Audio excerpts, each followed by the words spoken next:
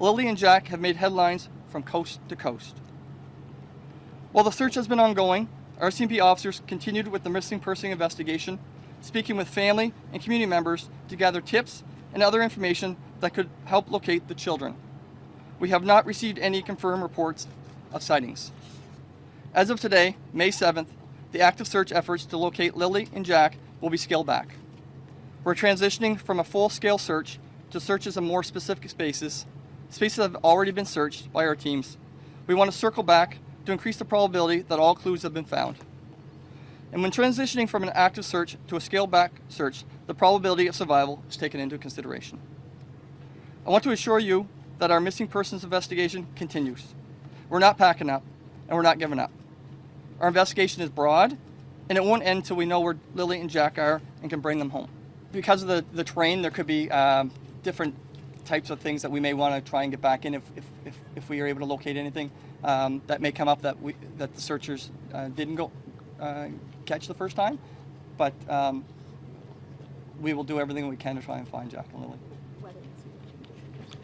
Yeah, and based on the weather, the season changes. We don't want to leave, and we're not leaving. It's just that this part of this search is being scaled back.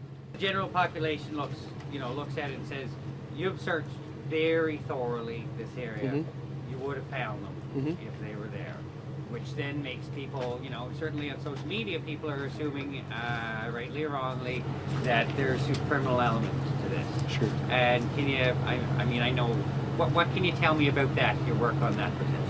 Well, I can't really speculate on the investigation, obviously. That wouldn't be fair to the process. But we are constantly reviewing everything that's been done, looking at all different facets of available information, and we'll make decisions on that. I can't really comment on the details of that, but we will pursue every lead that becomes available and take it to where it needs to go. So. Thank you. You at first said it wasn't suspicious, you think the kids just wandered off. Now you're saying every missing person's investigation is considered suspicious. Is it still suspicious? Are there any suspects here?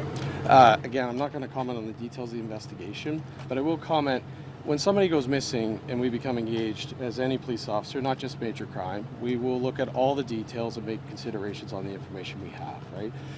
When it comes to a missing person, we have to automatically consider are there people that have different charter implications and things like that? So we will automatically start to consider what evidence is pointing us towards a suspicious in nature. Again, I can't comment more than that, but every missing person case, we would approach it from the same process, a methodical collection and review of information with decisions based on that. And the family has said they believe it's an abduction, or they suspect it's an abduction. Are there now any clues or anything leading you to think that might be possible? If we had any information that led that way and we felt that we could provide anything with the public, we would have done that. We would have got that information out. We're working very closely with the family, and we will pursue every avenue. But again, I'm not going to make any specific comments, but anything that would point towards that, we would immediately take steps to address things that need to be addressed. These woods, they are very thick. There's a lot of the hurricane damage from Fiona a couple years ago, and we've had teams struggling to get through areas, and I can't say anything more about the searchers. They're pushing through all of these areas, going through all of these deadfalls, going through waterways and anything possible just to cover their search areas. So we know that everything has been so thoroughly searched that it's time to, as they say, scale back, and we are exhausting people. We're starting to see more injuries coming back the last couple of days, and it's hard terrain. Okay, so, but you don't believe the children are alive anymore?